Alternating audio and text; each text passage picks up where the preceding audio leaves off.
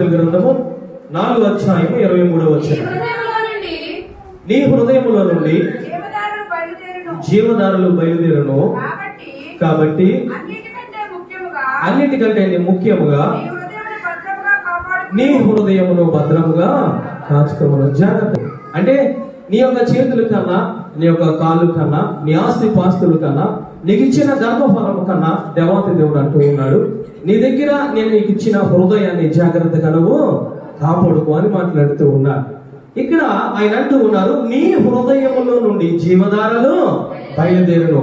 ఎందుకు కాపాడుకోవాలి అని అంటే, నీ హృదయము ఉంది, నీ హృదయంలో జీవధారలు ఉంటూ ఉన్నాయి, అవి బయటికి రావాలి అని అంటే నీ హృదయాన్ని జాగ్రత్తగా నువ్వు కాపాడుకోవాలి. ఏంటి జీవధారలు అంటే రక్షణ, ఏమిటి జీవధారలు వాక్యము, ఏమిటి జీవధారలు సమరస్త్రీతో దేవాది దేవుడు మాట్లాడుతూ ఉన్నాడు, పరిశుద్ధాత్మ దేవుడు. హల్లెలూయా. ఏమిటి జీవధారలు? యథార్థత. ఏమిటి జీవధారలు అంటే దేవాది దేవుడు యథార్థంగా ఆరాధించడం వల్ల నీలో ఏమి ఉబుకుతాయి అంటే జీవధారలు ఉబుకుతాయి. అవి రాకుండా ఉంటాయేమో, కాబట్టి నీ హృదయాన్ని నీ ఆస్తి కన్నా, నీ చేతుల కన్నా, నీ కళ్ళ కన్నా, నీ చెవుల కన్నా, నీ రక్త సంబంధుల కన్నా, నీకు పుట్టిన బిడ్డ కన్నా నువ్వేమి జాగ్రత్తగా కాపాడుకోవాలనండి, నీ హృదయాన్ని నువ్వు కాపాడుకో. అయినట్టు ఉన్నారు, నీ హృదయముల నుండి జీవధారలు బయలుదేరును. హృదయము అనగా ఏమిటంటే ఊట. హృదయము అనగా ఏమిటంటే బావి. హృదయము అనగా ఏమిటంటే అది ఒక లోతైన ప్రదేశం. అది అందుకంటూ అందులో నుంచి, ఆ హృదయం అనే బావిలో నుంచి, ఆ హృదయమైన లోతుల్లోంచి ఏమి రావాలి అని అంటే జీవధారలు బయటకి రావాలి. మనకి ఇంకా బాగా అర్థం కావాలంటే సామెతల గ్రంథము 18వ అధ్యాయం 4వ వచనం చూద్దాం. చూడండి, 18వ అధ్యాయం 4వ వచనం. మనిషిని నోటి మాటలు లోతు నీటి వంటివి. హల్లెలూయా. అంటే దేవాది దేవుడు మాట్లాడుతూ ఉన్నాడు, నీ హృదయంలో ఏది నిండి ఉంటేనే అది బయటకి వస్తుంది. అంటే నీ హృదయం అనేది లోతైనది, నీ హృదయం అనేది బావి లాంటిది, నీ హృదయం అనేది అంతరంగంలో ఉన్నది, కాబట్టి దానిలోంచి జీవధారలు బయటికి రావాలి అని ఆయన మాట్లాడుతూ ఉన్నాడు. ఈ జీవధారలో రాకుండా ఏమి జరుగుతూ ఉన్నాయంటే అది మూసుకొని పోతూ ఉంది. ఈ జీవధారలు బయటికి రాకుండా అపరిశుద్ధతో, పాపముతో, పాపము తలంపులతో, అన్యాయము, అక్రమములతో ఈ హృదయం అనేది నిండిపోతూ ఉంది. కాబట్టి ఆయన అంటూ ఉన్నాడు, హృదయాన్ని జాగ్రత్తగా నువ్వు కాపాడుకో. ఎస్ఐ మాట్లాడుతూ ఉన్నాడు, హృదయము ఇదిగో అన్నిటికంటే మోసకరమైనది కనుక దాన్ని నువ్వు జాగ్రత్తగా నువ్వు కాపాడుకో. హల్లెలూయా. దానికి ఏముంది తెలుసా? వ్యాధి ఉంది, దానికి రోగం ఉంది, అది నిన్ను మోసం చేస్తుంది. కాబట్టి దానిలోంచి జీవధారలు బయటికి రాకుండా ఈ మట్టితో, ఈ మన్నుతో, అవిశ్వాసంతో, ఈ పాపంతో, అక్రమంతో, అన్యాయంతో మూసుకుపోతుంది. కాబట్టి దాన్ని జాగ్రత్తగా నీవు కాపాడుకోమని ఆయన మాట్లాడుతూ ఉన్నాడు. హల్లెలూయా. ఈరోజు మనము మంచినీళ్ళు తాగుతూ ఉన్నామనంటే ఎక్కడ నుంచి వస్తూ ఉన్నాయి ఏమనంటే బావిలోంచి వస్తూ ఉన్నాయి. ఇప్పుడంటే మనందరికి మోటార్ వచ్చేసింది, ఇలా స్విచ్ వేస్తే ఆ లోపల నుంచి నీళ్లు వచ్చేస్తాయి. కానీ పూర్వము ఈ మోటార్ లేదు, ఈ కరెంటు లేదు. మన పూర్వీకులు ఏమి చేశారనంటే ఒక లోతైన గొయ్య తీసేవారు. దానినే ఏమంటామంటే బావి అని అంటాం. దానిలో నుండి మనము చేదుకునే వాటరు తాగాలి.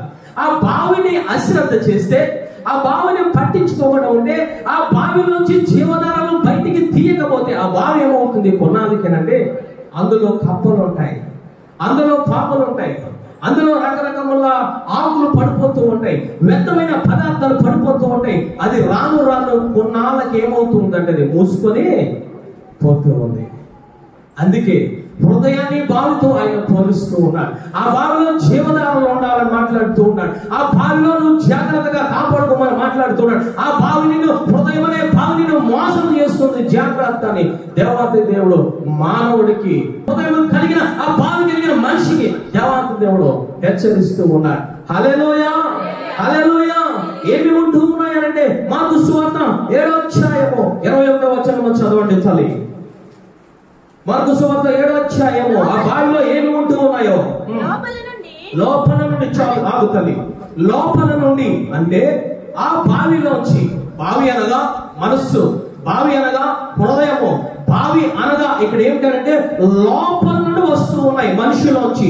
ఏంటి చదువుతుంది అనగా మనుషుల హృదయములో నుండి దురాలోచనలు, జారత్వములు, దొంగతనములను, నరహత్యలను, వ్యభిచారములను, లోపములను, చెడుతనములను, కృత్రిమమును, కామ వికార మత్సరమును, దేవదూషణయు, అహంభావము, అవివేకమును వచ్చును. అంటే ఈ హృదయం అనే బావిలో నుంచి జీవధారలు రాకపోతే ఇవన్నీ లోపల నుంచి వస్తాయి.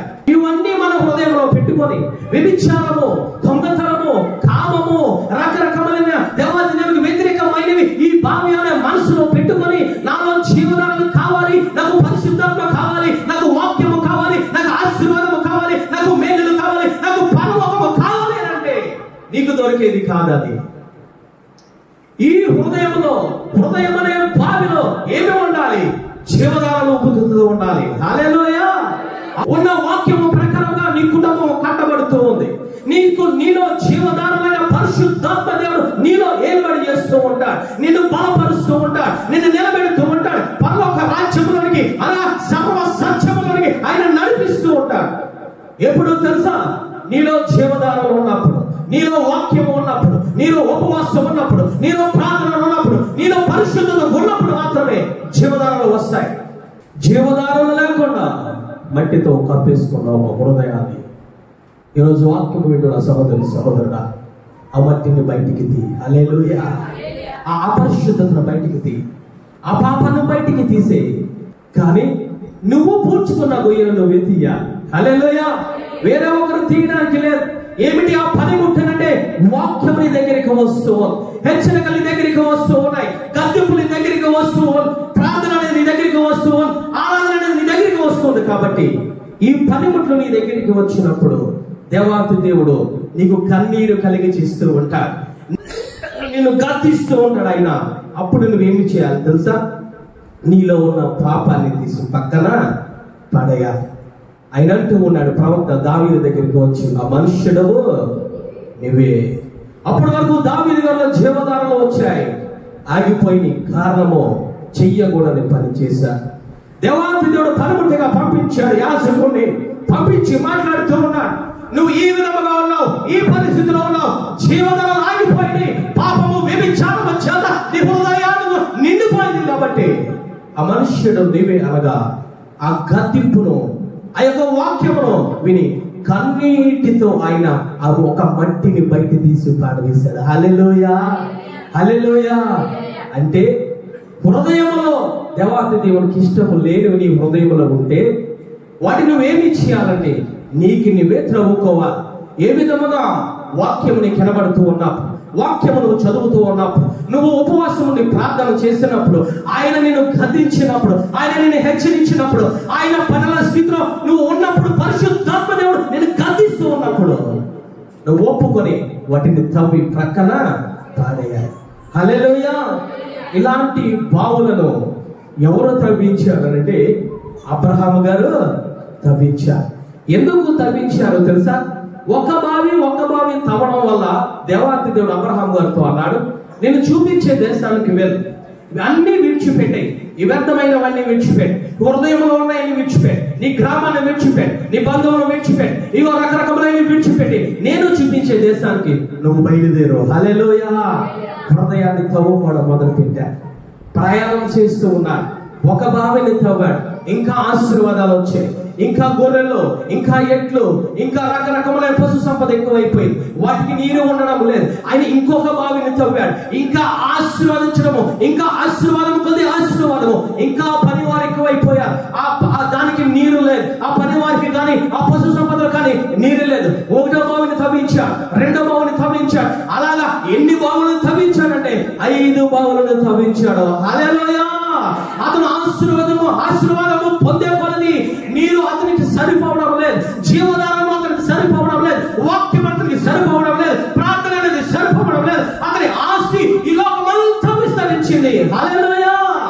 ఫిలిష్తీయులు మాట్లాడుతూ ఉన్నారు, నువ్వు చాలా బలవంతుడు, నువ్వు చాలా ఆస్తి పరుడు మాట్లాడుతూ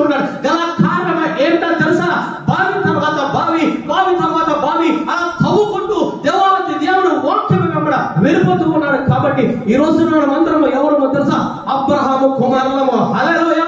రెండవ రాకడలో యేసయ్య పిలిచే పిలుపు ఏమిటో తెలుసా? ఓ అబ్రహాము సంతానమా, ఓ ఇస్సాకు సంతానమా, ఓ యాకోబు సంతానమా, ఓ ఇశ్రాయేలు జనాంగమా, నువ్వు నా దగ్గరికి రా. హల్లెలూయా.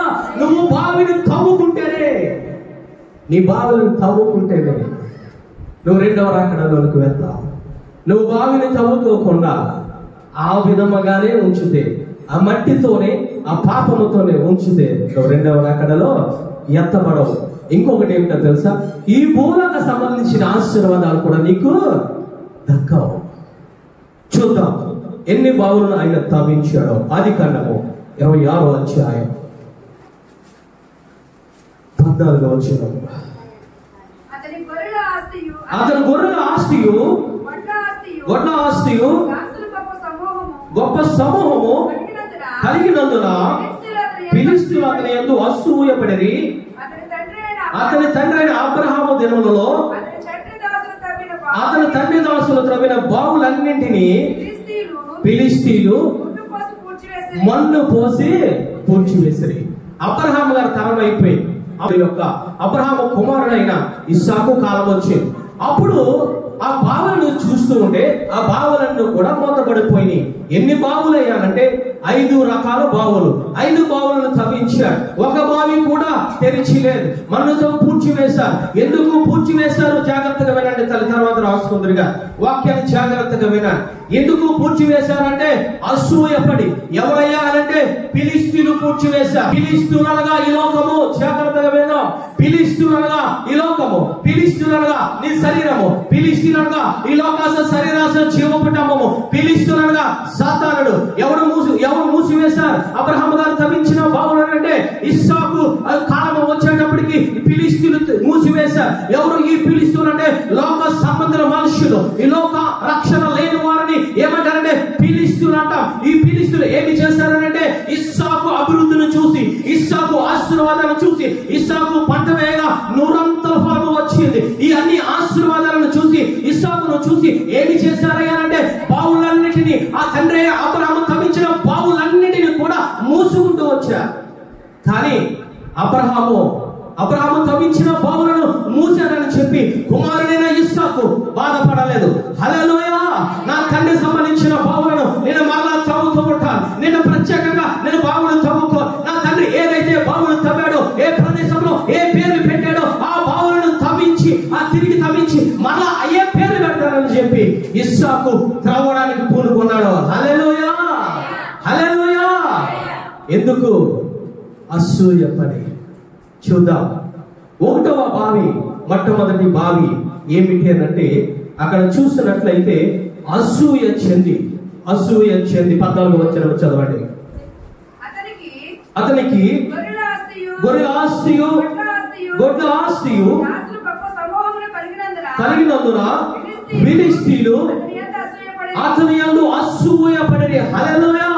అసూయపడిరి. దేనిని చూసి అసూయపడ్డా? ఇస్సాకు అభివృద్ధిని, ఇస్సాకు ఆ యొక్క ఆశీర్వాదాన్ని, ఇస్సాకు దేవాది దేవుడు ద్వారా పొందుకున్న మేలులను చూసి ఈ ఫిలిష్తీయులు అసూయపడి అంటూ ఉన్నారు కదా, ఆ బావిని మూసివేద్దాం. మొట్టమొదటి బావి ఏ బావి అనగా అబ్రహాము తవ్వించిన బావి.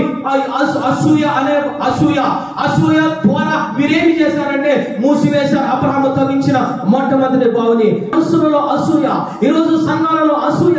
ఒకరు మంచిగా పాట పాడుతుంటే అసూయ, ఒకరు బాగా చదువుకుంటే ఒక కుటుంబాన్ని చూసి ఇంకో కుటుంబములకు అసూయ ఏలుబడి చేస్తూ, నీ దగ్గర ధర్మం ఉన్నా లేకపోయినా, నీ దగ్గర తిండి ఉన్నా లేకపోయినా, నీ దగ్గర ఆస్తి పాస్తులు ఉన్నా లేకపోయినా, పేదవాడైనా సరే ఏమి ఉంటుంది తెలుసా? మనుషుల పుస్తకాలు అసూయ ఏర్పడిపోతూ ఉంది.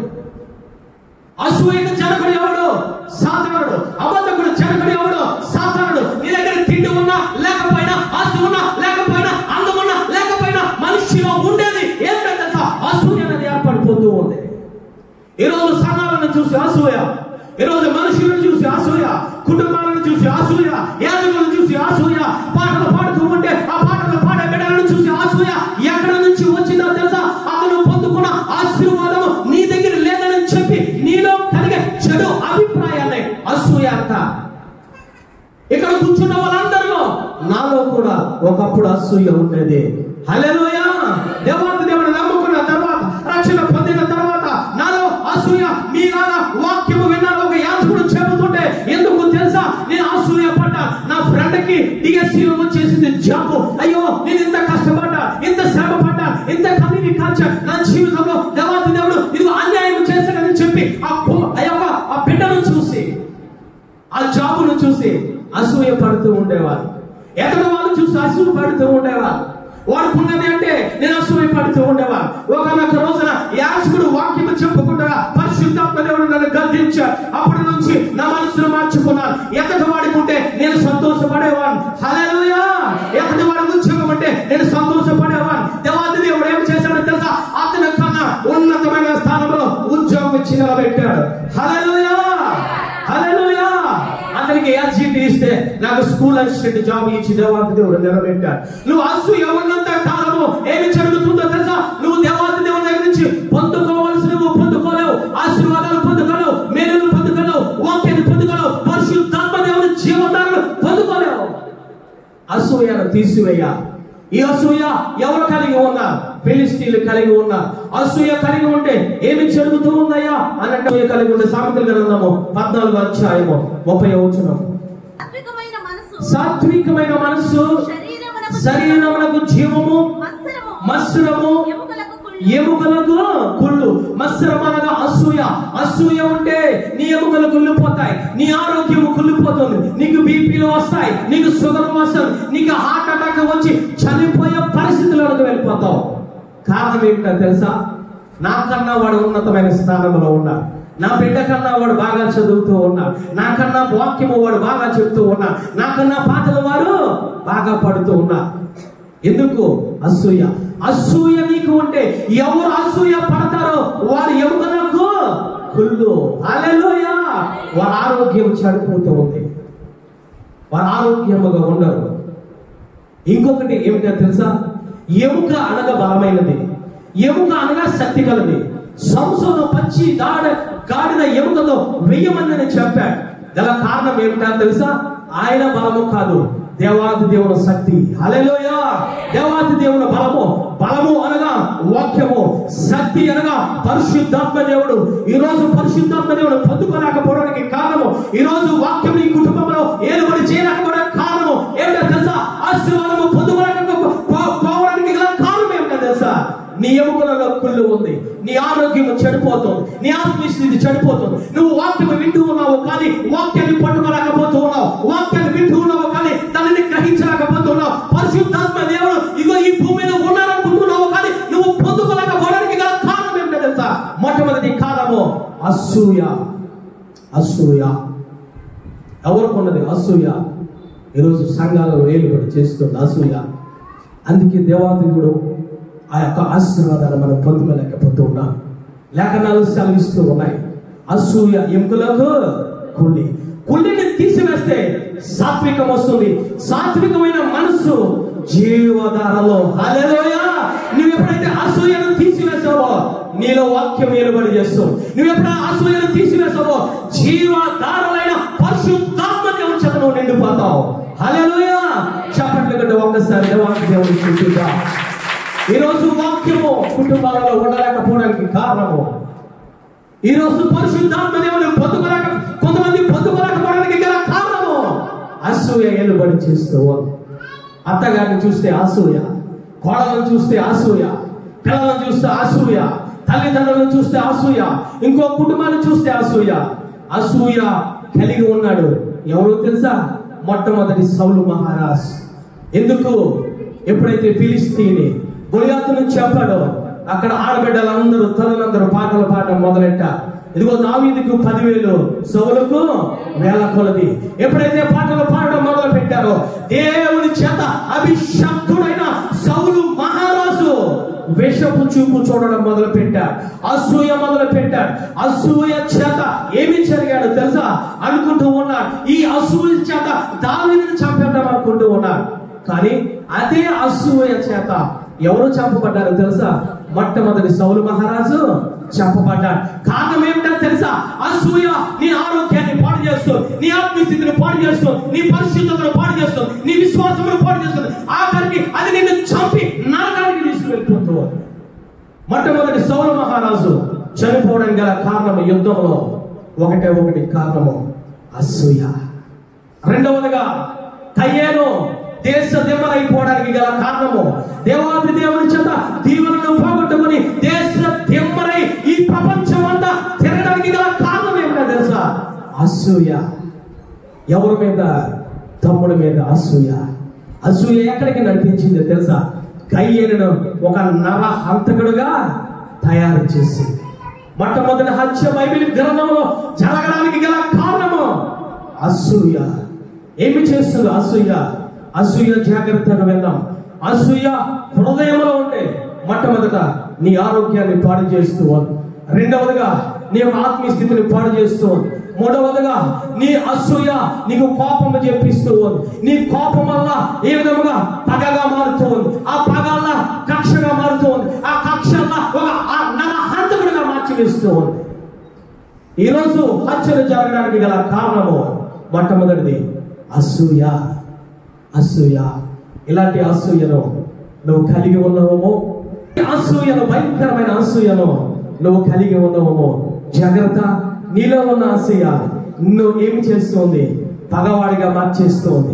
ఒక కక్ష పూనుకునేవాడిగా మార్చేస్తుంది.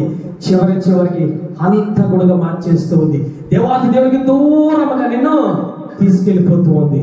నిన్ను నరకములోనికి అది నిన్ను త్రోసే వరకు ఆ అసూయ నిన్ను వదిలిపెట్టదు. దేవాది దేవుడు మాట్లాడుతూ ఉన్నాడు. ఏమిటి అనంటే ఈ అసూయ ఎవరు కలిగి ఉన్నారయ్యా? అసూయ అనంటే ఫిలిస్తీన్లు కలిగి ఉన్నారు. ఎవరి మీద? దేవాది దేవుడు నమ్ముకున్న ఇస్సాకు మీద కలిగి ఉన్నారు. కానీ ఇస్సాకు వారు అసూయ కలిగి ఉన్నారని చెప్పి ఇస్సాకు అసూయ కలిగి లేడు. హల్లెలూయా. తన పనిని తను చేసుకుంటూ పోతూ ఉన్నాడు. అసూయ పడ్డారే. ఈ మట్టితో ఈ యొక్క భావన, నా తండ్రి భావని ఇదిగో మూసివేశారని చెప్పి వారి మీద అసూయ పడలేదు, వారి మీద పగ పెట్టుకోలేదు, వారి మీద కక్ష పెట్టుకోలేదు, వారికి వ్యతిరేకంగా అయిపోలేదు. కానీ దేవాది దేవుడికి ప్రార్థన చేస్తూ ఉన్నాడు. హల్లెలూయా, హల్లెలూయా. ప్రార్థన చేస్తూ తన పనిని తాను చేసుకుంటూ వెళ్ళిపోవడం వల్ల, బావిని తవ్వడం వల్ల ఏమి జరిగిందని తెలుసా? ఆ బావిలో జీవధారలు ఊపుకాయి. హల్లెలూయా. జీవధారలు ఊపుకాయి. అందుకే సొలొమోను గారు మాట్లాడుతూ ఉన్నాడు, నీ హృదయంలో జీవధారలు ప్రవహించాలి. హల్లెలూయా. ఈ మధ్యకాల సమయంలో అసూయతో నిండిపోయావా? ఎదుటి వారిని చూసి అసూయ, నీ రక్త సంబంధాలను చూసి అసూయ. వారు ఏదో ఫ్రిడ్జ్ కొనుక్కున్నారు, కారు కొనుక్కున్నారు, ధనం కొనుక్కున్నారు, వారి బిడ్డలకు ఉద్యోగం వచ్చింది, వారు ఉన్నతమైన స్థానంలో ఉన్నారని చెప్పి అసూయ పడుతూ ఉన్నావు. నీ ఆరోగ్యం చెడిపోతుంది, నీ ఆత్మీయ స్థితి పడిపోతుంది, ప్రార్థనకు దూరం అయిపోతావు, ఉపవాసానికి దూరం అయిపోతావు, వాక్యానికి దూరం అయిపోతావు, పరిశుద్ధాత్మ దేవుడు నీ నుంచి వెళ్ళిపోతాడు, నువ్వు ఒక పగవాడిగా మారిపోతావు. దేవాతి దేవునికి ఒక కక్ష నీలో బయలుదేరుతూ ఉంది, కోపము బయలుదేరుతూ ఉంది. ఎదటి వ్యక్తిని నువ్వు చంపే వరకు నువ్వు ఊరుకో. సౌలు మహారాజు అనుకుంటూ ఉన్నాడు, దావీదుని చంపేద్దాం. 38 సంవత్సరంలో కత్తి పట్టుకొని తిరిగాడు. కానీ దావీదు పల్లెత్తు మాట సౌలును మాట్లాడలే. హల్లెలూయా, హల్లెలూయా. చంపుతూ ఉన్న ఆ పొలంలో ఇంకో హేబేలును చంపుతూ ఉన్న హేబేలు మారు మాట మాట్లాడలేదు. ఇక్కడ కూడా ఇస్సాకు మారు మాట మాట్లాడలేదు. తను చేసుకుంటూ వెళ్ళిపోయాడు. జీవధారలు ఒప్పుకాయి. హల్లెలూయా, హల్లెలూయా. ఈరోజు నిన్ను చూసి ఎదుటి వారు అసూయ పడుతూ ఉన్నారా? పట్టించుకో. నిన్ను చూసి నీ యొక్క రక్త సంబంధులు అసూయ పడుతూ ఉన్నారా? నిన్ను చూసి నీ అత్తగారు అసూయ పడుతూ ఉందా? నిన్ను చూసి నీ కోడలు అసూయ పడుతూ ఉందా? నిన్ను చూసి ఈ లోకం అసూయ పడుతూ ఉందా? పట్టించుకో. దేవాది దేవుని విడిచిపెట్టకు. ప్రార్థనలో ఉండు, వాక్యములో ఉండు, ఉపవాసం ఉండి నీ పని నువ్వు చేసుకుంటూ వెళ్ళిపో. హల్లెలూయా. ఒకనొక రోజున దేవాది దేవుడు నీ పక్షాన బయలుదేరి వారితో యుద్ధం చేస్తాడు. హల్లెలూయా. సౌలు విషయంలో దేవాది దేవుడు సన్నిధి, దేవాది దేవుడు ఆత్మ విడిచిపెట్టి దావీదు మీదకి రావడానికి గల కారణము దావీదు పల్లెత్తు మాట మాట్లాడలేదు. హల్లెలూయా. అబ్రహాము పల్లెత్తు మాట మాట్లాడలేదు. అంతకు ఎందుకు అసహ్య పడుతూ ఉన్నారు ఈ లోకము దేవాది దేవుని మీద? కానీ దేవాది దేవుడు పల్లెత్తు మాట మాట్లాడలేదు. హల్లెలూయా. ఈ రోజు నువ్వు ఎందుకు మాట్లాడుతూ ఉన్నావు? నీ నోరు ఎందుకు లెగిస్తూ ఉంది? నీకు శక్తి ఉందనా? నీకు బలం ఉందనా? ఇస్సాకును అంటూ ఉన్నారు. ఒక్కసారి చూద్దాం. ఇస్సాకును అంటూ ఉన్నారు 26:16. అబీమెలెకు నీవు మాకంటే బలము గలవాడు. హల్లెలూయా! బలము గలవాడు. ఎవరికంటే తెలుసా? అక్కడ ఫిలిష్తీయుల కంటే బలమైన వాడు ఎవరు? ఇస్సాకు. ఎంత బలము ఉన్నా సరే ఫిలిష్తీయుల మీద అసూయ పడలేదు, ఫిలిష్తీయుల మీద వ్యతిరేకంగా ఉండలేదు, ఫిలిష్తీయుల మీద చక్రములకు వెళ్ళలేదు, ఫిలిష్తీయుల మీద కొట్లాటకు వెళ్ళలేదు. తన పను తానే చేసుకుంటూ వెళ్ళిపోయాడు. కాబట్టి ఆ బావిని త్రవ్వగలిగాడు. హల్లెలూయా! వాక్యం వింటున్న సహోదరే, నిన్ను చూసి, నీ పరిశుద్ధతను చూసి, నీ విశ్వాసమును చూసి, నువ్వు పొందుకున్న తలాంతులను చూసి, నువ్వు పొందుకున్న ఆశీర్వాదమును చూసి ఎదుటి కుటుంబములు, ఈ లోకము, ఈ గ్రామం అసూయ పడవచ్చు. వారు నిన్ను అసూయ పడ్డారని చెప్పి నువ్వు వారి మీద అసూయ పడకు. హల్లెలూయా! దేవాంతి దేవునికి దూరం అయిపోతావు. జాగ్రత్త, అసూయ పడకు. అందుకే రోమపత్రిక 3:13 మాట్లాడుతూ ఉన్నారు. పోకిరి చేష్టలైనను కలహమైనను మత్సరమైనను లేకయు పగటయందు నడుచుకున్నట్లు మర్యాదగా నడుచుకుందాము. మత్సరమనగా అసూయ లేక వెలుగులో నడుచుకోనండి. హల్లెలూయా! చీకటికి దూరం అయిపోయి, అసూయకు దూరం అయిపోండి అని పరిశుద్ధాత్మ దేవుడు రోమపత్రికలో రాయించడం జరిగింది. నీ పని నువ్వు చేసుకో. నువ్వు వెలుగులో ఉన్నావా? వెలుగులో ఉండు. చీకటిలో ఉన్నవారు నీ మీద అసూయ పడుతూ ఉంటా, ఈ లోకంలో ఉన్నవారు నీ మీద అసూయ పడుతూ ఉంటా. నువ్వు పట్టించుకోకు, నువ్వు వారి మీద అసూయ పడకు. నువ్వు దేవాది దేవుని ప్రార్థనలో ఉంటూ ఉన్నావు, వాక్యంలో ఉంటూ ఉన్నావు, ఆయనలో ఉండి వెలుగులో నడుస్తూ ఉన్నావు. కాబట్టి ఆ వెలుగులోనే నడవని మాట్లాడుతూ ఉన్నాడు ఆయన. హల్లెలూయా! నడవగలుగుతూ ఉన్నావా? వారు అసూయ పడ్డారని వారి మీద అసూయ పడుతూ ఉన్నావా? వారు కోపపడ్డారని వారి మీద కోపపడుతూ ఉన్నావా? వారు ఏదో 2 నిన్ను కొట్టారని నువ్వు మరలా 2 వారిని కొడుతూ ఉన్నావా? దేవాంతి దేవుడు అంటూ ఉన్నాడు, ఏమన్నా తెలుసా? వారు అసూయ పడ్డారని చెప్పి వారి మీద అసూయ పడకు. నీలో అసూయ ఉంటే ఇప్పటి వరకు అసూయ అనేది ఏర్పాటు చేస్తూ ఉంటే, పగ అనేది ఏర్పాటు చేస్తూ ఉంటే, కోపం అనేది ఏర్పాటు చేస్తూ ఉంటే, కక్షలు అనేది ఏర్పాటు చేస్తూ ఉంటే, వాక్యం వింటున్నా ఓ సహోదరి సహోదరుడా, ఇస్సాకు త్రవ్వినట్టు నీ హృదయంలో ఉన్న అసూయను బయటికి తీసివేసాయి, తవ్వివేసాయి. అప్పుడు ఏమి ఏర్పడతాయి నీ హృదయంలో తెలుసా? జీవధారలు అనేవి ఊపుకుతూ ఉంటాయి. అప్పుడు దేవుని దగ్గర నుంచి నువ్వు పొందుకోవలసిన వాక్యమన్నా, నువ్వు పొందుకోవలసిన ఆశీర్వాదమన్నా, నువ్వు పొందుకోవలసిన మేలులన్నా, నువ్వు పొందుకోవలసిన పరిశుద్ధాత్మ దేవుడైనా నువ్వు పొందుకుంటావు. హల్లెలూయా! నువ్వు పొందుకుంటావు. తీసివేస్తాయి. ఇక్కడ కూర్చున్న వాక్యం విన్నా ఎవరు బిడ్డల్లో అయినా అసూయను ఏర్పాటు చేస్తూ ఉంటే జాగ్రత్త, తీసివేయమని పరిశుద్ధాత్మ దేవుడు మాట్లాడుతూ ఉన్నాడు. హల్లెలూయా! తీసివేసాయి. వారి మీద అసూయ పడవద్దు. మీ పని మీదే, మీ వాక్యము మీదే, మీ ఆరాధన మీదే, మీ కన్నీటి ప్రార్థన మీదే, మీ ఉపవాస ప్రార్థన మీదే. నువ్వు వెలుగులో నడుస్తూ ఉన్నావు కాబట్టి నువ్వు వెలుగులో ఆయనతో పాటు నడుచుకుంటూ వెళ్ళిపోవాలి. ఏమి జరుగుతుంది? నీ మీద ఎవరైతే అసూయ పడ్డారో వారి మరణమును కళ్ళారా చూస్తావు. నీ మీద ఎవరైతే అసూయ పడ్డారో వారు దేశ తిమ్మరలై తిరుగుతూ ఉంటారు. జాగ్రత్త. హల్లెలూయా! హల్లెలూయా! కళ్ళారా చూశాడు దావీదు. ఎవరిది? సౌలు మరణము. కయ్యేను దేశ తిమ్మరైపోవడము కారణము అసూయ. ఈరోజు అసూయ నిలబడి చేస్తూ ఉన్నాయేమో. అసూయను తీసివేసేయండి తల్లి. హల్లెలూయా! రెండవదిగా బావి ఏమిటి అని అంటే ఒకసారి చూద్దాం. 20వ వచనం చదవండి తల్లి. 20వ వచనం. అప్పుడు గెరారు కాపరులు ఇస్సాకు కాపరులతో జగడమాడి ఈ నీరు మాదే అని చెప్పిన గనుక వారు తనతో కలహించినందున అతడు ఆ బావికి ఎస్సేకు అను పేరు పెట్టాడు. కింద ఫుట్ నోట్ లో ఉంది చూడండి తల్లి. ఎస్సేకు అనగా ఏమిటి అనంటే జగడము. మొట్టమొదటి బావి అసూయ. అసూయ అనే బావిని ఇక ఇస్సాకు తీసి పక్కన పాడేశాడు. ఆ మట్టినంతా తీసి పక్కన పాడేశాడు. ఎప్పుడైతే మట్టినంతా తీసి పక్కన పాడేశాడో జీవధారలు ఉపడకం మొదలు పెట్టాయి. ఫిలిష్తీయులు అంటూ ఉన్నారు, ఇదిగో ఆ బావి మాదే, ఆ జలములు మావే అని చెప్పి ఇస్సాకుతో గొడవ దిగుతూ ఉన్నారు. ఇస్సాకుతో దెబ్బలాటకు దిగుతూ ఉన్నారు. ఇస్సాకుతో జగడకు దిగుతూ ఉన్నారు. ఆ బావికి అబ్రహాము ఏమి పేరు పెట్టాడయ్యా అనంటే ఎస్సేకు అని పేరు పెట్టాడు. ఎస్సేకు అనగా అర్థం ఏమిటంటే జగడములు. హల్లెలూయా. ఈరోజు సంఘాలలో జగడములు వస్తూ ఉన్నాయి. ఈరోజు కుటుంబాల్లో జగడములు వస్తూ ఉన్నాయి. ఏంటో తెలుసా? అసూయ అనేది ఏర్పాటు చేస్తూ ఉంది. రెండవది, అసూయను తీసుకువేయకపోతే నీలో వచ్చింది ఏంటో తెలుసా? జగడాలు వస్తూ ఉంటాయి, కలహాలు వస్తూ ఉంటాయి, కొట్లాటలు వస్తూ ఉంటాయి. అడు ఉన్నాడు.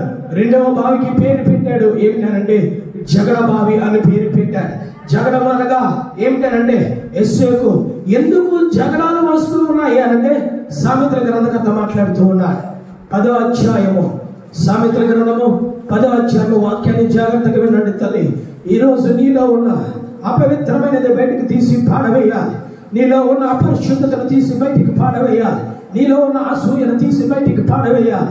సామెతల గ్రంథము 10వ అధ్యాయము 12వ వచనం, పగ కలహమును రేపును. హల్లెలూయా. ఎందుకు జగడములు, ఎందుకు కలహములు అంటే ఏమిటి? ఎందుకు వస్తూ ఉన్నాయి అని అంటే మనుషులు సంఘాలలో పగ అనేది ఏర్పడుతూ ఉంది. ఈ పగ వల్ల గొడవలు ఏర్పడుతూ ఉంటాయి. ఈ పగ వల్ల కక్షలు ఏర్పడుతూ ఉంటాయి. ఎందుకు వచ్చింది పగ అంటే మొట్టమొదటి చెప్పాడు, దేవాది దేవుడు చెప్పించాడు. అసూయ ద్వారా పగ ఏర్పడుతుంది. ఈ పగ ద్వారా ఏమి ఏర్పడుతూ ఉంటాయి? మనుషులలో జగడాలు ఏర్పడుతూ ఉంటాయి, మనసులలో గొడవలు ఏర్పడుతూ ఉంటాయి. ఈ రోజు చూస్తూ ఉంటే తల్లి తండ్రులకి గొడవలు ఎంతవరకు తెలుసా? ఒకరిని చంపుకోవడము. ఈరోజు కుటుంబాల్లో గొడవలు, ఒకరిని చంపుకోవడము గల కారణము ఏమిటో తెలుసా? మొట్టమొదటిది అసూయ అనే బావి. రెండవది ఏమిటో తెలుసా? జగడం అనే బావి. ఈ బావి నీలో ఉంటే ఏమి చేయాలో తెలుసా? త్రవ్వి తీసి పక్కన పెట్టాలి. హల్లెలూయా. ఇస్సాకు మీదకి జగడానికి వచ్చా, ఇస్సాకు మీదకి గొడవకు వచ్చా. కానీ ఇస్సాకు వారి మీదకి గొడవకి వెళ్ళలేదు, వారి మీదకి జగడానికి వెళ్ళలేదు. కానీ ఇస్సాకు పని ఇస్సాకు చేసుకుంటూ పోయా. హల్లెలూయా. హల్లెలూయా. ఈరోజు ఎంతమందిని ఇంటి మీదకి వచ్చినా, ఎంతమందిని సంఘం మీదకి వచ్చినా, ఎంతమందిని ఆత్మీయ స్థితిలోనికి వచ్చినా నువ్వేమి చేయాలో తెలుసా? నీ పని నువ్వు చేసుకుంటూ వెళ్ళిపోవాలి. హల్లెలూయా. నువ్వు ప్రార్థన చేసుకుంటూ వెళ్ళిపోవాలి. నీ వాక్యాన్ని వినుకుంటూ వెళ్ళిపోవాలి. నీ పరిశుద్ధాత్మ దేవుణ్ణి నువ్వు పట్టుకొని నువ్వు కానాను వైపు వెళ్ళిపోవాలి. ఎవరో నా మీద జగడానికి వచ్చారని, ఎవరో నన్ను కొట్టారని, ఎవరో నా పిల్లలు అన్నారని, ఎవరో నా భర్తలు అన్నారని చెప్పి నువ్వు వెనక్కి తిరిగి వారితో జగడములు నువ్వు పెట్టుకుంటే నీ ఆత్మీయ స్థితి అక్కడే ఉండిపోతావు. నువ్వు కానాల వైపు పరిగెట్టలేవు. ఎందుకు జగడములు వస్తూ ఉన్నాయి? ఒకటి, పగ వల్ల వస్తూ ఉంది. పగవాడు కలహము రేపము.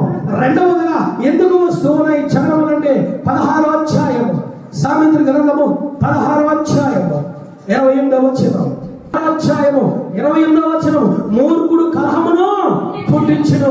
ఎవడు పుట్టిస్తాడు? మూర్ఖుడు. ఎవడయ్యా ఈ మూర్ఖుడు అనంటే పగ కలిగిన వాడు. ఎవడు ఈ మూర్ఖుడు అంటే అసూయ కలిగిన వాడు. వీడేమి చేస్తాడో తెలుసా? వీడికి నిద్ర పట్టదు.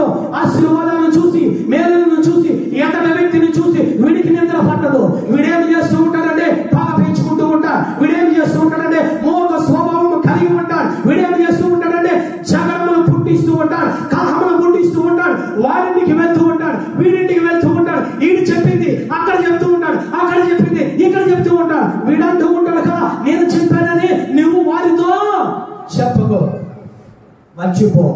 వీడి దగ్గరికి వెళ్తాడు, వీడితో అంటాడు నేను చెప్పానని చెప్పకు. ఎవడు వీడు? మూర్ఖుడు. ఎవడు వీడు? కావాడు. ఎవడు వీడు? అసూయపరుడు.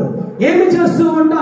తల్లి తండ్రుల మధ్య గొడవలు పెడుతూ ఉంటా, కలహములు పెడుతూ ఉంటా, సంఘాల మధ్య, యాజకుల మధ్య, విశ్వాసుల మధ్య, కుటుంబముల మధ్య.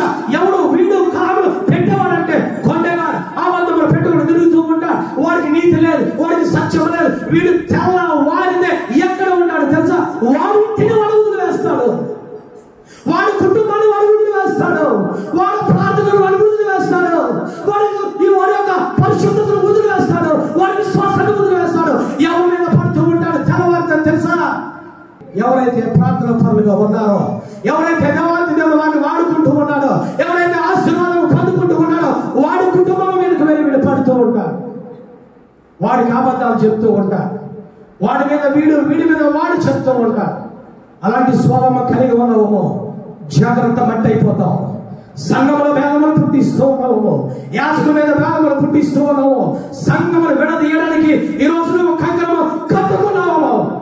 జాగ్రత్త. దేవాది దేవుడు మాట్లాడుతూ ఉన్నాడు. నా సంఘమును ముట్టుకున్నవాడు నా కనుగుడ్డును ముట్టుకున్నవాడే. కనుగుడ్డును ముట్టుకుంటే దేవాది దేవుడు ఏమి చేస్తాడో తెలుసా? ఆ మనిషిని మొట్టమొదటిగా సంఘము నుంచి వెలివేస్తా, సంఘము నుంచి దూరం చేస్తా. ఏమి చేస్తాడో తెలుసా? దురాత్మకపు చెబుతా. సంఘాన్ని పాడు చేస్తున్నాడు. మొట్టమొదటి సౌలు ఏమి జరిగింది? దేవాది దేవుడు సన్నిధి నుంచి వెళ్ళిపోమన్నాడు, చెయ్య విడిచాడు. తర్వాత ఏమి జరిగింది? దేవాది దేవుడి దగ్గర నువ్వు వచ్చిన దురాత్మ సౌలుకు పట్టింది. కారణము ఏమిటో తెలుసా? సంఘాన్ని పాడు చేస్తూ ఉన్నా. కారణము ఇశ్రాయేలు సమాజాన్ని పాడు చేస్తూ ఉన్నా. కారణము ఏమిటో తెలుసా? ఇశ్రాయేలు రాజ్యాన్ని పాడు చేస్తూ ఉన్నా. ఇటువంటి స్వభావాన్ని కలిగి ఉన్నావేమో, ఇటువంటి జగమును పుట్టించే ఈ మూర్ఖ వంటి స్వభావం కలిగి ఉన్నావేమో, పరిశుద్ధాత్మ దేవుడు ఈ వాక్యం నీకోసమే హెచ్చరిస్తూ ఉన్నా, నీకోసమే ప్రేమపూర్వకంగా చెప్తూ ఉన్నా. నువ్వు సంఘంలో ఉండాలనే దేవాది దేవుడు చూస్తూ ఉన్నా.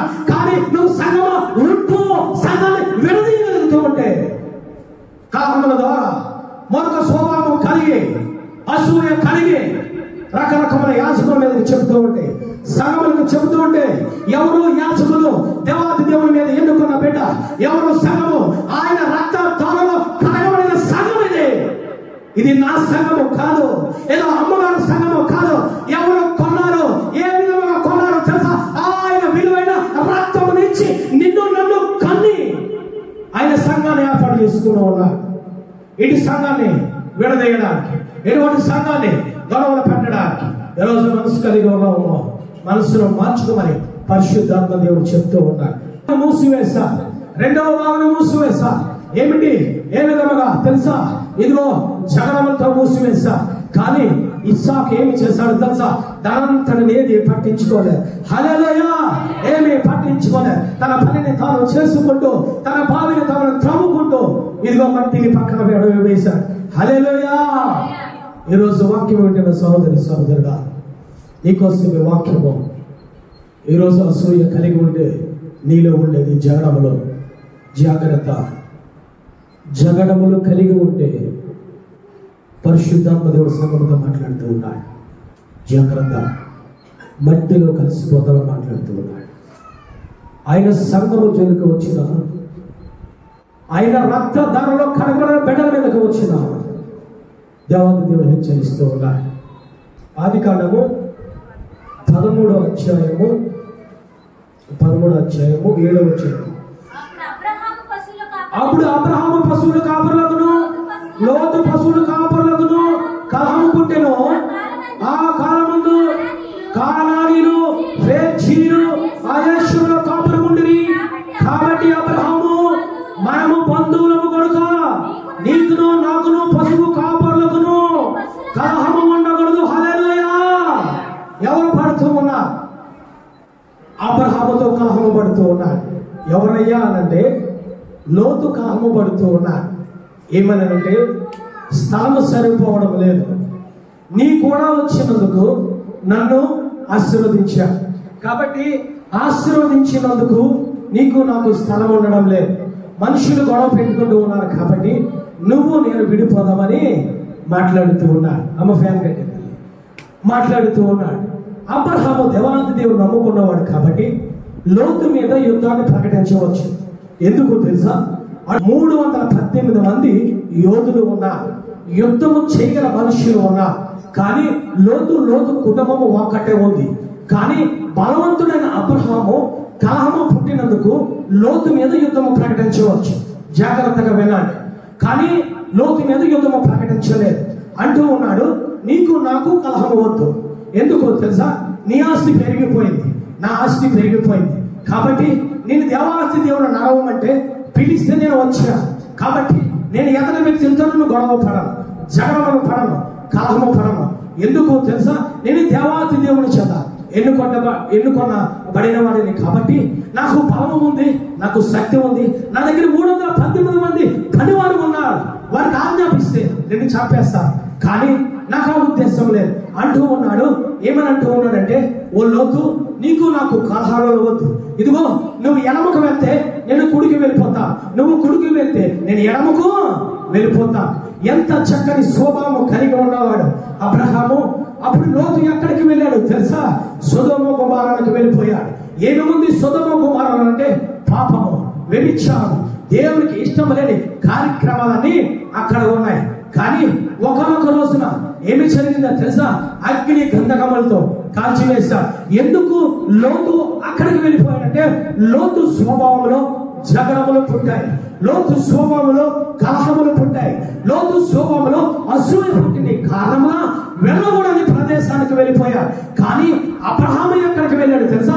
సింధూర వనము దగ్గరికి వెళ్ళాడు. సింధూరు వనములో ఉండి దేవాది దేవునికి ప్రార్థన చేస్తూ ఉన్నాడు.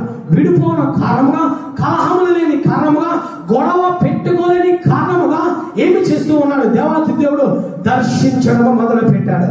హల్లెలూయా, హల్లెలూయా. ఈ రోజు నీలో కలహములు రాకపోతే తండ్రి, కుమార, పరిశుద్ధాత్మ దేవుడు నిన్ను దర్శిస్తూ ఉంటాడు. వాక్యము ద్వారా నువ్వు దర్శించబడుతూ ఉంటావు, ఆశీర్వాదం ద్వారా నువ్వు దర్శించబడుతూ ఉంటావు, పరిశుద్ధాత్మ దేవుడు పొందుకోవడం ద్వారా దర్శించబడుతూ ఉంటావు. ఎందుకు దర్శన భాగ్యము కోల్పోతూ ఉన్నారు విశ్వాసులుగా? కారణం ఏంటంటే కలహాలు ఏర్పడుతూ ఉన్నాయి. అనుకుంటూ ఉన్నాడు లోతు, నేను చక్కగా విడిపోయాను, నా జీవితం నేను జీవించుకొచ్చే అనుకుంటూ ఉన్నాడు. జాగ్రత్తగా గమనించినట్లయితే కలహములు లేని అబ్రహాము జీవితం ఏ విధముగా ఉంది తెలుసా? అప్పుడు వరకు లేని ఆశీర్వాదము పొందుకున్నాడు. అబ్రహాము ప్రత్యక్షతను పొందుకున్నాడు. రెండవదిగా అబ్రహాము భార్య గర్భము ధరించబడింది. హల్లెలూయా. అంతేకాదు, ఇదిగో కలహము లేకపోవడం వల్ల ఏమి జరిగింది తెలుసా? అప్పటి వరకు ఆశీర్వదిస్తానన్న దేవాది దేవుడు అంటూ ఉన్నాడు, నీకు మగ సంతానాన్ని ఇస్తూ ఉన్నాను, నీకు ఇస్సాకుని ఇస్తూ ఉన్నాను, ఆకాశ నక్షత్రముల వలన, అదే విధంగా ఇదిగో భూమి మీద ఇసుకరేణుల వలన ఇప్పుడు నిన్ను దీవిస్తాను. హల్లెలూయా. కలహం లేనబట్టి అబ్రహాము కలహములు పడలేదు. బలవంతుడే, శక్తివంతుడే, కలహము లేవు అతని దగ్గర, కలహము పడలేదు.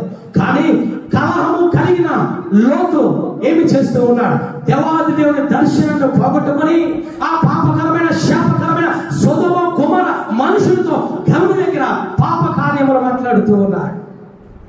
రెండవదిగా భార్యను పోగొట్టుకున్నాడు. భార్య దగ్గరికి వెళ్ళలేని పరిస్థితి, భార్యలో జీవము లేదు, భార్య ఉప్పు స్తంభము అయిపోవడానికి గల కారణము కలహము, కలహము, కలహము. అంతేకాదు, ఒక అడుగుకు ముందుకు వేస్తే పిల్లల పరిస్థితి పోలేదు, సంసారము చేయాలో అర్థము కాని పరిస్థితి, తండ్రితో వ్యభిచారము, తండ్రితో చేయకూడని పాపము చేయడం వల్ల ఈ భూమి మీదే అటువంటి భ్రష్టమైన సంతానములు లేరు. కారణం ఏంటో తెలుసా? కలహము, కలహము, కలహము. ఈరోజు కలహములు పెట్టుకుంటూ ఉన్నామమ్మా ఎదుటి వారితో. కలహము పెట్టుకుంటే నీ కుటుంబమే పాడైపోతుంది. కలహము పెట్టుకున్న లోతు కుటుంబము ఏమి జరిగేది? తన ఆత్మీయ స్థితిని పోగొట్టుకున్నాడు. ఆఖరికి అబ్రహాము ప్రార్థన చేస్తేనే కానీ లోతు బతికింపబడలేదు. హల్లెలూయా. కలహము పెట్టుకుంటూ ఉన్నాము, సంఘముతో కలహము పెట్టుకుంటూ ఉన్నాము, యాజకులతో కలహము పెట్టుకుంటూ ఉన్నాము. కలహము పెట్టుకోవద్దని మాట్లాడుతున్నాడు ఆయన. హల్లెలూయా, హల్లెలూయా. కలహము పెట్టుకుంటే నీలో చరములు ఉంటే, నీలో కొండములు ఉంటే, నీలో మూర్ఖతనం ఉంటే నువ్వే పాడైపోతావు, నీ భర్తే పాడైపోతాడు, నీ పిల్లలే పాడైపోతాడు, నీ సంసారమే పాడైపోతుంది. అదే జగడం నుంచి పక్కనికి తప్పుకుంటే ఇది నాది కాదు, వారు అనుకుంటే అనుకోని, వారు గొడవ పడితే పడని, కానీ నాకు దేవుడు ఉన్నాడని చెప్పి నువ్వు ప్రార్థనలో ఉంటే నీకు కలిగేది దర్శనాన్ని పొందుకుంటావు. హల్లెలూయా. దేవాది దేవుడు స్వరాన్ని పొందుకుంటావు, దేవాది దేవుని చూస్తావు, పరిశుద్ధాత్మ దేవుడు పొందుకుంటావు. అంతేకాదు, నీ ఏ ఆశీర్వాదాలు ఆగిపోయినాయో కొన్ని సంవత్సరములుగా ఆశీర్వాదాలు దేవాది దేవుడు ఇస్తాడు. హల్లెలూయా. ఈరోజు కలహములు పెట్టుకున్నావు, కలహములు పెట్టుకుంటే తీసివేసే. కలహం అనే నీ హృదయ, భావి అనే నీ హృదయంలో ఈ కలహం అనేది, పగ అనేది, కక్ష అనేది, కోపం అనేది, గర్వం అనేది ఉంటే తీసి పక్కన పెట్టే. దేనికి కలహం పడుతూ ఉన్నా? ఎవరిని చూసి కలహం పడుతున్నావు? నువ్వు మనిషి కుమారుడివే. నువ్వు ఎవరి మీద కలహం పడుతున్నావో, ఎవరి మీద అసూయ పడుతూ ఉన్నారో వారు కూడా దేవాతి దేవుడు సృష్టించబడిన బిడ్డే. దేవాతి దేవుడు అంటూ ఉన్నాడు. అందుకే ముగించుకుందాం. తిమోతి రాసిన పత్రిక 2వ అధ్యాయము 23వ వచనము తల్లి.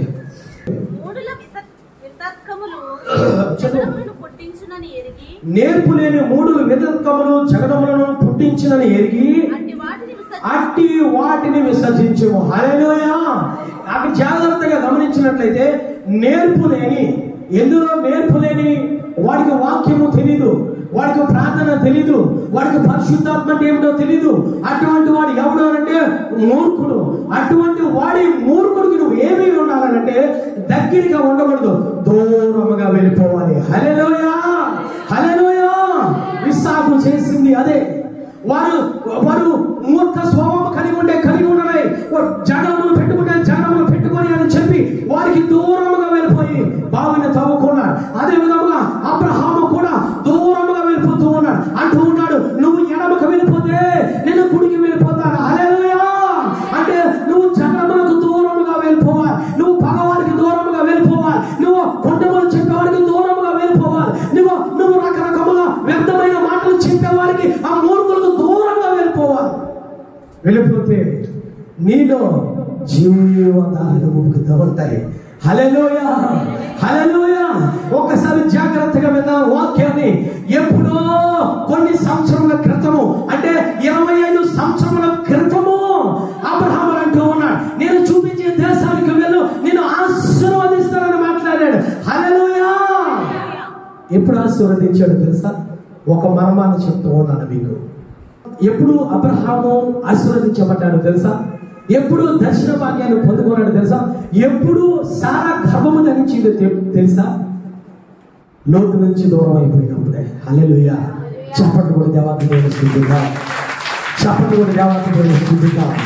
ఎప్పుడు తెలుసా ఆశీర్వాదము? ఎప్పుడు తెలుసా దర్శనము? ఎప్పుడు తెలుసా నువ్వు పొందుకున్న ఆశీర్వాదము నువ్వు పొందుకుంటావు? ఎప్పుడు తెలుసా ఆగిపోయిన గర్భాన్ని నువ్వు మళ్ళా ధరిస్తావు? జగడములకు దూరంగా ఉన్నప్పుడు మాత్రమే, నీ పని నువ్వు చేసుకున్నప్పుడు మాత్రమే, నీలో ఉన్న అసూయ, నీలో ఉన్న కలహము, నీలో ఉన్న పగ, నీలో ఉన్న చలనములు అనే బావిని, ఆ యొక్క బావిలో ఉన్నది తీసివేసి తవ్వి పక్కన పెట్టినప్పుడు మాత్రమే నీలో జీవధారలు ఉబ్బుతాయి. హల్లెలూయా. అప్పుడు మాత్రమే నువ్వు ఆశీర్వాదాన్ని పొందుకుంటావు. ఈరోజు దేవాతి దేవుడు మాట్లాడుతూ ఉన్నాడు. చివరగా అంటూ ఉన్నాడు, సామెతల గ్రంథంలో అంటూ ఉన్నాడు, నీ హృదయము నుంచి జీవధారలు బయలుదేరాలి. ఎవరు జీవధారలు? హృదయం కలవరండి.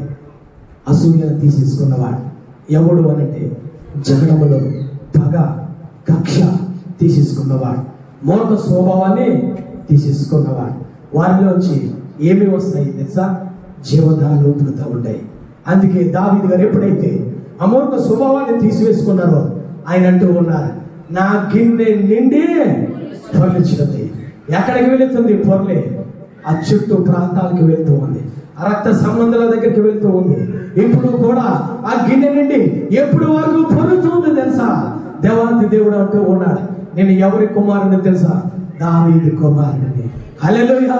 భర్త మాట్లాడుతూ ఉన్నాడు, ఓ దావీదు కుమారుడా దాటిపోకో. హల్లెలూయా అంటూ ఉన్నాడు. కారణం ఏంటో తెలుసా? జీవధారలు పుడుతూ ఉన్నాయి. దేవాతి దేవుడు మాట్లాడుతూ ఉన్నాడు నీతో. ఈరోజు పరిశుద్ధాత్మ దేవుడు సూటిగా నిన్ను ప్రశ్నిస్తూ ఉన్నాడు, నీ బావి అనే హృదయంలో ఏమి ఉన్నాయి? నీ బావి అనే హృదయంలో జీవధారలు బయలుదేరితే నీకు, నీ కుటుంబానికి, నీ రక్త సంబంధాలకు, నీ పిల్లలకు ఆశీర్వాదమే. నీలో అసూయ ఏర్పడుతూ ఉంటే, నీలో వ్యభిచారం ఏర్పడుతూ ఉంటే, నీలో పగలనేది ఏర్పడుతూ ఉంటే, నీలో కక్ష అనేది ఏర్పడుతూ ఉంటే, నీలో ఇదిగో కామకత్వం ఏర్పడుతూ ఉంటే అది నీకు ఆశీర్వాదము కాదు, కాదు, కాదు. నీ పిల్లలకు ఆశీర్వాదము కాదు. ఎందుకో తెలుసా? లోతు కుటుంబం వల్ల తయారైపోతుంది కాబట్టి ఆ విధముగా తయారవుతుందని ఆయన అంటూ ఉన్నాడు. సంగమా, ఓ విశ్వాసి, రక్షణ పొందిన బిడ్డ, నీలో జీవధారలు పొంగి పొర్లాలి. నా గిన్నె నిండి పొంగి పొర్లాలి. నా రక్షణ నాతోనే ఆగిపోకూడదు. నా భర్త దగ్గరికి వెళ్ళాలి. నా భర్త దగ్గర ఆగిపోవడానికి వీల్లేదు.